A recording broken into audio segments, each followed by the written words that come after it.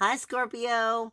This is your March Tarot reading for all Scorpio signs, Sun, Moon, Rising, and Venus. Now, if you're a Moon or a Venus sign in Scorpio, then we're really tapping into your senses, your intuition, your emotional, and your subconscious energies. If not, then you're a Sun sign or an Ascending sign, and we're tapping more into, your core surrounding energies. Just to make sure that you're, on the right page as to how to accept these readings. Now, all right, it's definitely some throat chakra going on. Throat chakra / third eye. Because what's happening right now is they're messing with my ears. And that can be when the third eye is a little bit blocked, as well as the throat chakra. But they're actually messing with my eyes, too. So I feel like that's why I'm saying it's third eye and throat. This is probably an ascension more, but it might be. Because when they mess with my eyes, usually it's an ascension. You're having to see things through new spiritual eyes. But when they're messing with my ears, it's usually about there's something you need to hear, and that you're not hearing it. Very quick to be aggressive, very quick to say what you have to say, very quick to make a comment, but not necessarily getting the whole picture. You're quick to speak and then find out that it wasn't exactly what you thought. I'm getting a lot of judgment, whether it's self-judgment or judgment by others. I've been saying during almost all of my readings that I feel March is very scorpionic in general. This is very much an end of a completion cycle, like something's coming to an end. Something, and I mean for you, but I mean for everybody. It's like some part of everything of what we're dealing with is coming to an end. A completion is happening and a brand new beginning is starting. That is very much your kind of energy, but this is also taking place for you. Isn't it taking place for you? Let me see.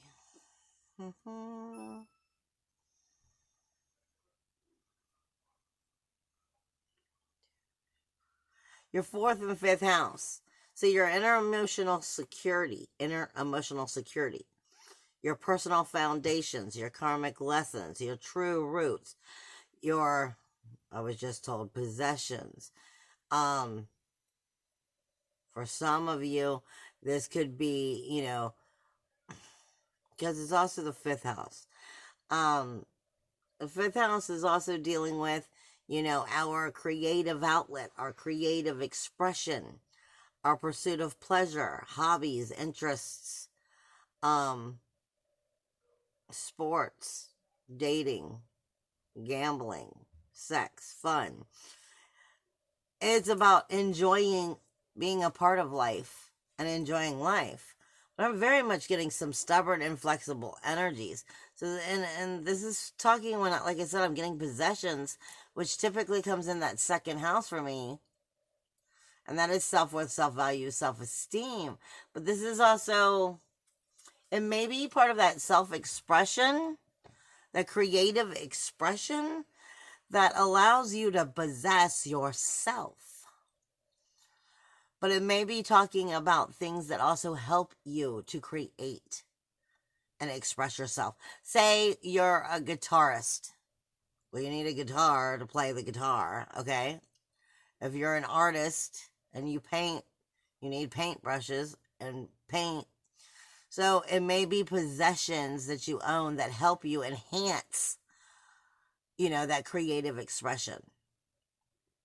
And ultimately help you get back to the roots of you, the return of you, your personal foundation, which ultimately is your inner emotional security. Now, I know your 12th house is important right now because you have that in Libra, right?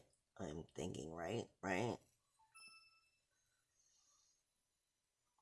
Yeah, and the collective consciousness itself is in that 12th house, meaning there are things that you absolutely cannot hide from anymore. It's the skeletons in the closet. It's the subconscious becoming conscious. It's the hidden self having no choice but to come out, and it's no longer hiding in the closet.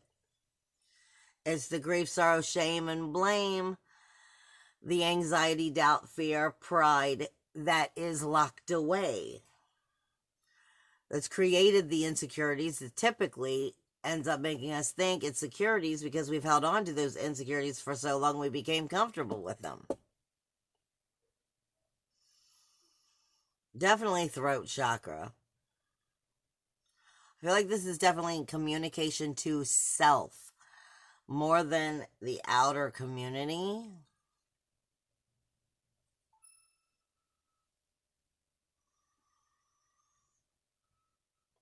Yeah, and for the most part, it is communication to self. Um, and choosing, because like I said, you got the 12th house being activated, seriously. With Ceres here, not Ceres, Ura here, which is sacrificing commitment to the healing. And if the sacrificing commitment isn't taking place to making, putting what is dead to bed, then it will just recycle a new turnaround, another self-deception, another self-sacrifice, another putting yourself on the back burner, the more skeletons in the closet. And it's the collective consciousness giving you no choice but to see it and to deal with it. This is taking responsibility and authority for your own actions, your own motivation, your identity, on all of its glorious levels. But I don't really feel like it's so much on the outer community. But you may be seeing it in mirroring, because we're going to have a very heavy mirroring energy through that shadow of Mercury retrograde once it goes direct. And I'm feeling like you're carrying a lot of burdens too, an overwhelmed energy. I coulda, shoulda, woulda. I wish I could have done that. I should have said that. I coulda, I shoulda, I woulda. Holding on to a lot of that, which is definitely in the throat chakra. Versus what you either are willing to say to somebody else or what you're not willing to hear from someone else. All right, let's see. Also, major rules, walls, and boundaries being shifted. At the end of the month, on the 21st, Saturn is moving into Aquarius, which is your 12th house again, for a temporary amount of time before it retrogrades back. So you won't really, it'll only be there for like a minute. Not very long at all, really. And then it's going to come back into Capricorn. But this could also be structural, like, not structural. Well, yes, but like bones and energies in the body also having issues.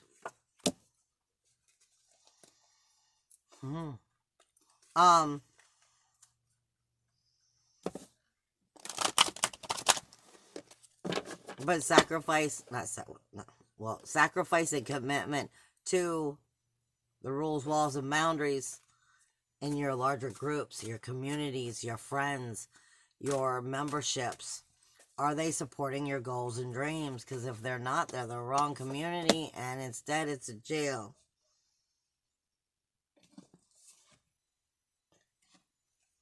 I'm flipping them over because I just realized I was holding them upside down, and I never hold them upside down. Yeah, just... Nope, I'm sorry. They are mixed up, and considering I'm not sure which way that was meant to be, I wasn't paying attention. So, we're starting over. I do apologize. Scorpio, give me the platform. Platform for Scorpio. Platform for Scorpio. Been getting a lot of self-realization, self-inheritance.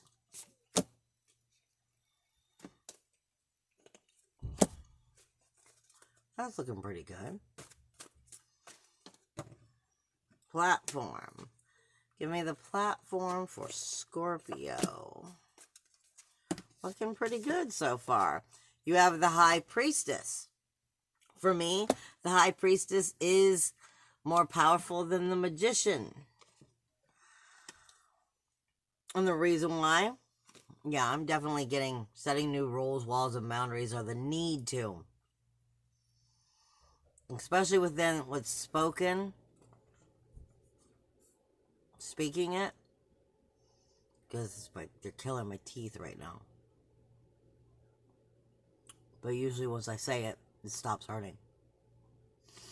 Okay, I'm getting the High Priestess. When I look at her, her whole crown is illuminating in yellow. Now, that's definitely a positive thing. But the High Priestess speaks to us, for me, specifically. She's more talented than the Magician. The Magician is still an apprentice. Told you, teeth, mouth, something's going on with your communication.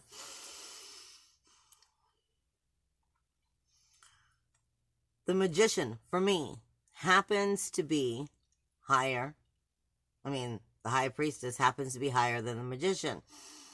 And that's because the Magician is an apprentice. She's already learned it all, become very skilled in all of the areas. This is why she's the High Priestess. She is no longer skilled in magic. She has become magic itself. You are next being given the Holy Grail. It's the Ace of Cups. So this is a brand new emotional beginning. The eternal cup of life. The brand new water is being poured into life because she is activated. A brand new start. This is Two of Pentacles. A brand new start. Equilibrium is balanced. It is forever changing and balancing your soul. It's your ego and your soul coming into balance, coming into true truth of yourself. Brand new emotional waters traveling from the higher road. This would be the mem in Hebrew. It would be swimming in the mem, the higher waters, the divine gift itself. And this is because she is connected to the divine itself. And she is able to channel all of this. So this is definitely a brand new positive beginning for you. But I'm telling you, something's going on with your communication. Something's going on with rules and boundaries. Something's going on with either the third eye and the vision. Or you're going to be seeing something. I feel like this is going into the past more. You have the Ace of Pentacles. This is the seed of matter, the divine gift. It's Capricorn, Taurus, and Virgo. It is the opportunities. The reason I'm saying I feel like this is going into the past is because this is the opportunities of a new tomorrow and the change. But what I'm getting is the broken heart. So what I feel like is either there's the broken heart that's already there, and will you take the opportunity to walk away and start something new? Or will you take the opportunity and re-break your heart? Let me see.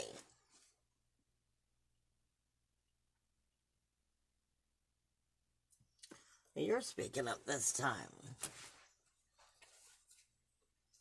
This is the Thoth or Toth deck, however you wish to pronounce it.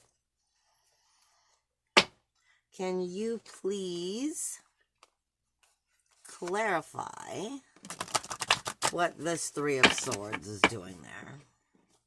Can you please clarify what this Three of Swords is doing there?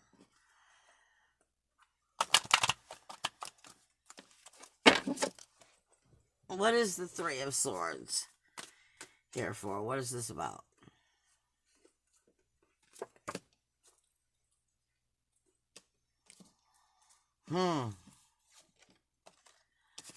All right. And the reason I'm saying that is what we originally got was the Ace of Pentacles, Three of Swords, and the clarification is the Ace of Pentacles. So there is something here. I feel like this is 12th house issues. The Ace of Pentacles is something that is definitely grounded. This is supposed to be a brand new beginning. This is supposed to be a brand new adventure, a brand new job, a brand new opportunity, a divine, grounded something of beginning. Well, I'm getting the Ace. I'm getting the Three of Swords, and I feel like this is 12th house. I feel like I said, I'm feeling like this is the past. I feel like this wound has to be felt, has to be addressed, has to be dealt with, has to be heard if this is going to come into play. If you're going to come into that higher priestess power, you're going to come into that manifestation, you're going to come into that magic, you're going to come into that oneness, you're going to get that holy grail. You're going to find that balance. But that balance is not going to happen until you allow that pain to ground firmly in its truth.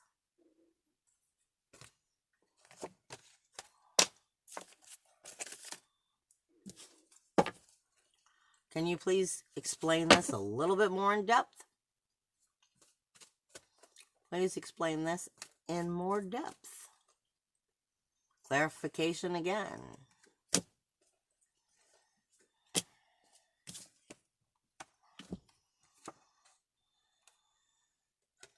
I feel like in the past, you have failed to do so.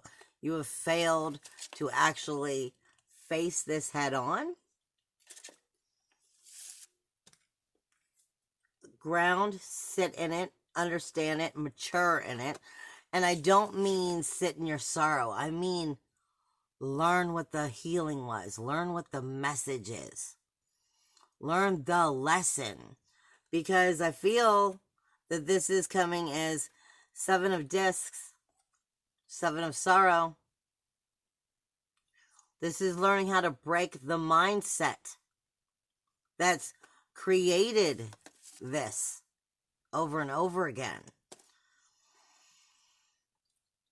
This is, like I said, I asked for a second clarification. This is learning to break the mindset, but the problem is this is failure. You haven't done this. You're doing this again and again,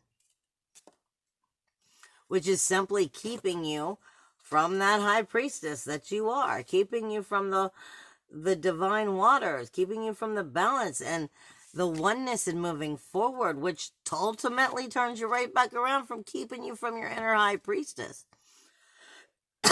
This is something you have to work through. You've got to follow this all the way to the end. This is getting over the fear factor and failure. The results that you keep trying to get results out of something. It's like beating a dead dog. You're not getting anywhere. But by overcoming this failure, overcoming this energy that you keep doing, this failure you keep creating, is going to bring you the wheel of change that brings you to this. So there's something here about yourself, because this is mainly self-identification that we're talking about. This is setting the proper rules. I told you, rules, walls, and boundaries.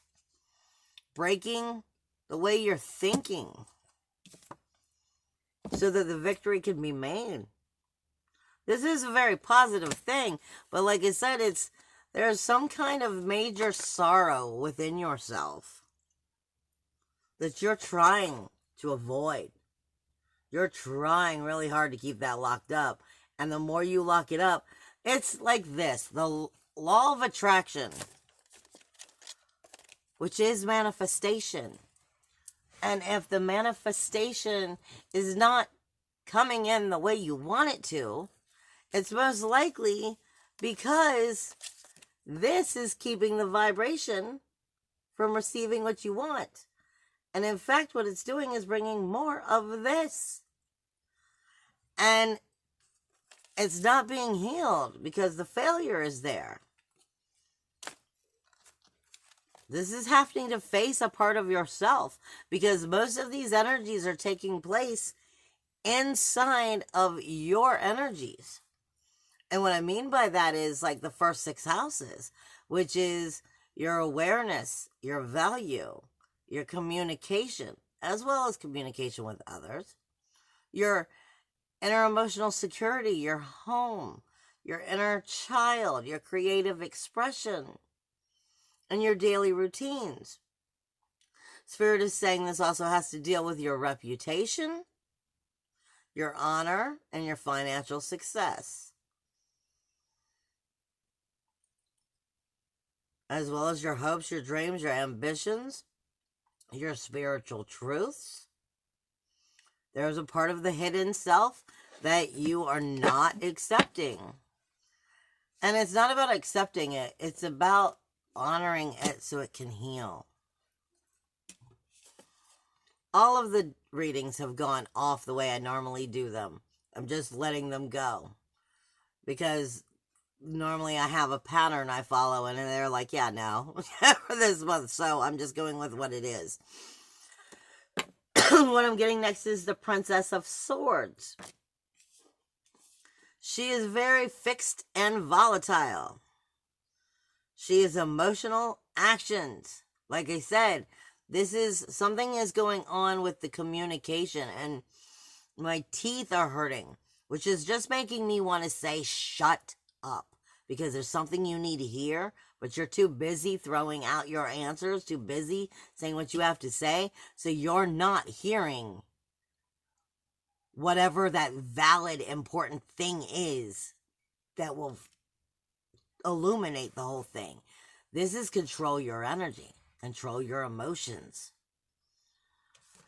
Because she's controversy.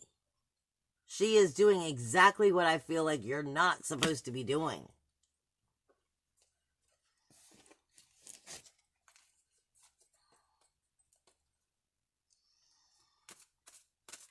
Clarify this Princess of Swords, please.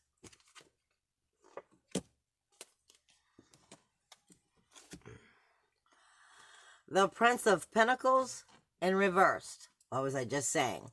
Running in and taking over and doing exactly what you think and not thinking it through. The Prince of Pentacles takes his sweet-ass time.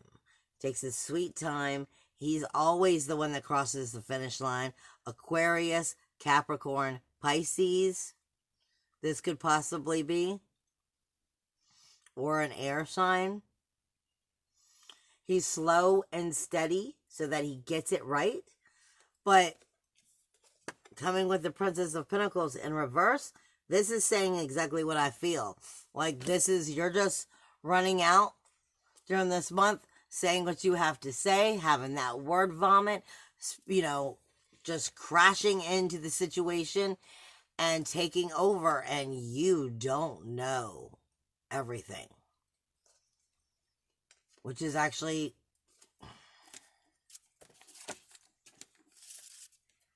just doing this again. And grounding it again for a brand new opportunity to do this again. This is about controlling your emotions. Controlling your emotions, controlling your word vomit, allowing yourself to truly hear what's trying to be said to you, whether it's good or bad. It may be manipulation bullshit and that you're finally going to see through it. And it may not be what you thought at all. You're getting the Four of Cups. Now in this deck, okay, first off, it's the Four of Cups in reverse is what you're getting. But in this deck, the Four of Cups, there's not a spilled cup here.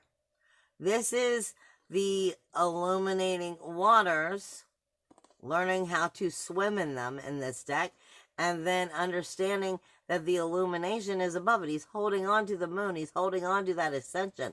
He's holding on to the courage and all of that higher dimensional stuff. We'll put it that way. The higher dimensional information. What is the wisdom he has brought back? He's holding it. You're not. At least from what the cards are saying. This is saying you're jumping the gun, you're going in too quick, you're not getting the proper wisdom, and long story short, it's going to cost you your Wheel of Fortune. It's going to cost you that Chariot. It's going to cost you becoming that High Priestess. If you, I don't want to say shut up, but if you don't allow whatever it is that is the missing link, the hidden information to come out because you jumped the gun too fast. This is about controlling your emotions. Seriously. What else can you give us for Scorpio for the month of March? Because this could be a working environment. This could be a relationship. This could be family. It depends. Like I said, they've been taking me in all kinds of different ways this time. All kinds of different ways. So, yeah, they're just majorly giving you warnings. First thing out was the 9 of Swords, which is cruelty in this one. This is, you know, that card when he's sitting in the bed and all those swords above him. Oh, woe is me. No more. This is doubt, fears, worries, sleepless nights. We're not going to hold on to this. You're not going to hold on to this, and you're not going to create this. You're going to stop that negativity. This is also, you're getting the 3 of Swords, which is very similar. Abandonment in this card. Sorrow. Saturn and Libra. Fears. Fields of perception, of realization. You know, afraid of the changes. There's definitely, I'm telling you, it's definitely a Gemini, Libra, or Aquarius you're dealing with. Because it just keeps popping up. But if you do overcome all of that, you do slow yourself down, pay attention to the true intellect, true details, true communication skills this month, the sun will come for you. But you're going to have yourself a hot little moment of, I don't want to say watching your mouth, but true.